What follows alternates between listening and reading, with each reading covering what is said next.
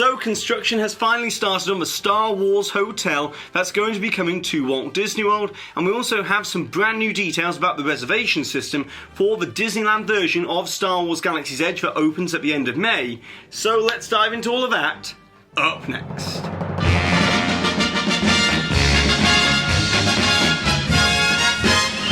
Hi there Waltoneers, I'm Jack and this is of course DSNY Newscast, and so let's get into it for today. As at the end of May, the first of the Star Wars themed lands is set to open at Disneyland. As on May 31st, Star Wars Galaxy's Edge will begin immersing guests in a galaxy far, far away. However, over in Walt Disney World, despite their version of Galaxy's Edge opening later in the summer on August 29th, they will eventually have the Star Wars Hotel as well. That's estimated to be opening in time for the 50th anniversary celebrations of Walt Disney World, which gives it a logical opening window of around mid to late 2021. So despite the hotel not opening at the same time as Star Wars Galaxy's Edge at Disney's Hollywood Studios, eventually at Walt Disney World they will have a larger Star Wars offering. But it's been a while since we last covered the Star Wars Hotel, as up until now there hasn't been a lot of progress made within that area. As first of all, space had to be cleared in an adjacent location right next to Disney's Hollywood Studios. And then, much like the Tron roller coaster construction over at the Magic Kingdom, the land that had been cleared had to be prepared and compacted for substantial development. So for a while now, we've just been staring at dirt being moved around the site. Then around 3 weeks ago, WDW Magic released this image that showed the beginning of some of the foundation work. But then this weekend, BioReconstruct over on Twitter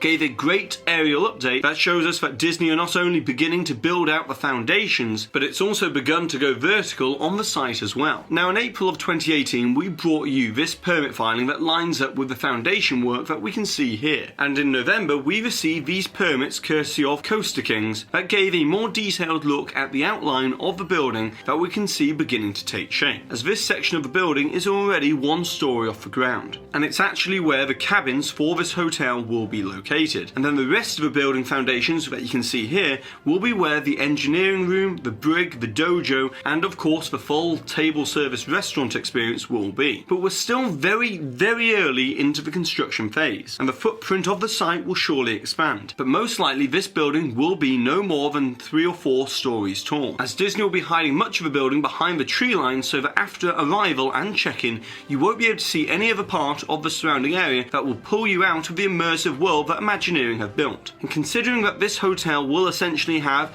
2 check-in processes, with the first taking place on the ground level that will be a traditional Disney check-in, and then you will ascend up in a themed elevator to the Starship for the galactic themed check-in process. Therefore, the reason why this hotel, despite being much smaller than other hotels, might be taking so long to build is because Disney are having to build double the infrastructure, and in many ways an attraction experience that guests will live within for 2 to 3 nights that has never been attempted before and is truly first of its kind. And it's because of that aim of full, complete immersion that this new hotel experience is going to be like nothing else found at Walt Disney World. And in many ways it's a lot closer to that of a Disney Cruise Line experience, but on land. As with the Disney Cruise Line, you have a variety of set experiences within your itinerary that all take place in close proximity to one another. However, you decide how you want to spend your time on the ship, and the exact same thing will be the case on board this galactic starship as well, with there being multiple role-playing missions,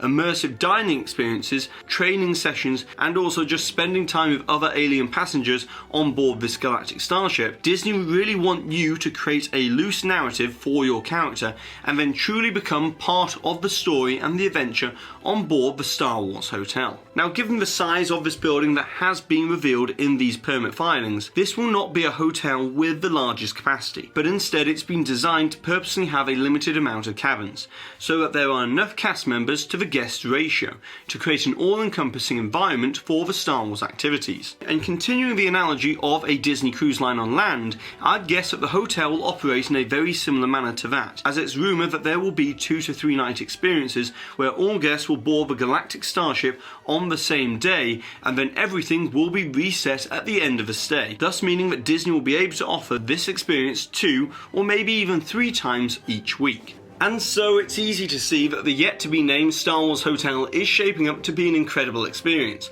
But probably the one thing that we're all still curious about is how it's going to integrate with Star Wars Galaxy's Edge. As we can see here in the permits, that there will be a transport hall with a gangway tunnel to enter the transportation for the excursions to Star Wars Galaxy's Edge, as is clearly depicted here within this concept art. And then the transport, which will most likely be a highly themed shuttle service that will feel more like a ride than that of traditional transportation, with the complete immersion being continued of being in outer space and descending down to the planet of Batuu, with there being a very similar docking area at Black Spire Outpost and its own unique entrance into Star Wars Galaxy's Edge. But whilst we're talking about the access into Galaxy's Edge at Walt Disney World, what better time to talk about the reservation system and the process for entry into the Disneyland version of Galaxy's Edge when it opens on May 31st. As if you want to visit Black Spire Outpost between May 31st to June 23rd, 2019, you will need to make a reservation and also have valid theme park admission. Now, these reservations will be at no extra cost,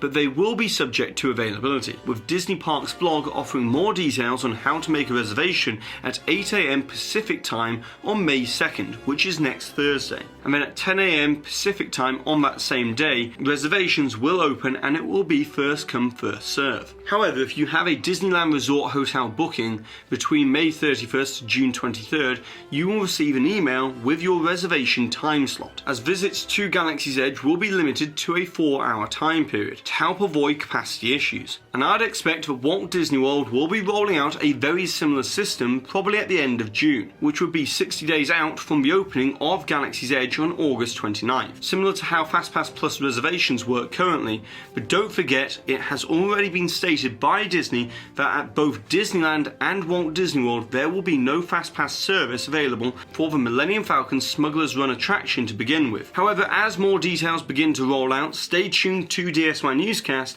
as we'll be covering it all in the next couple of months. But now let's turn our attention to some new nighttime offerings, as it was announced on Disney Parks blog that Rivers of Light at Animal Kingdom will be receiving a pretty substantial update, with a supposedly permanent iteration of the show from this point on called Rivers of Light We Are One, as it will be integrating montages from Disney Nature Productions alongside classic Disney animated moments and characters to make the entire show more Disney and more family friendly. And it will even be including some iconic Disney scores from movies like The Lion King into the show as well, which to me is a great idea, as for one criticism that was repeatedly brought up about Rivers of Light time and time again is the lack of Disney excitement, with it being too much of a slow gradual build. So hopefully this will breathe new life into the nighttime show when it debuts this new version on Memorial Day weekend. And lastly for today, despite it only being spring, we have our first bit of news regarding Halloween at the Disneyland Resort. As we previously reported over the last couple of years,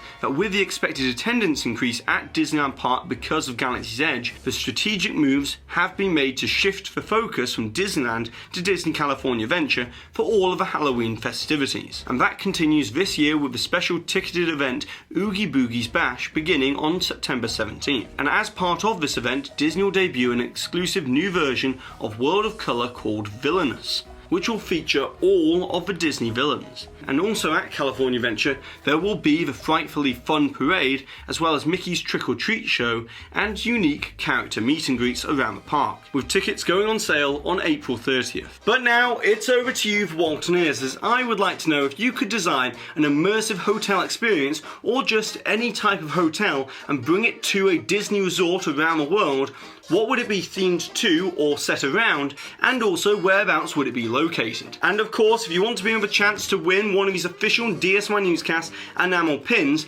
don't forget to put the timestamp for where the hidden Mickey appeared somewhere within this video along with your suggestion or your comments, therefore that way I know who wants to be with a chance to win a DSNY Newscast pin. And congratulations to this Waltoneer here for winning this suggestion from a previous video where we're talking all about Mickey and Minnie's Runaway Railway officially coming to Disneyland, and also the new opening date for the version at Walt Disney World. And so that's it for today, so go ahead and subscribe down below if you're new to this channel, hit that notification icon so therefore that way if YouTube does its job properly, you always receive a notification whenever a new DSNY Newscast video comes out on a Tuesday and a Thursday. And if you've enjoyed today's video, give this video a massive thumbs up, as it really does help this channel out. And I've been Jack, You've been you, and I'll see you real soon.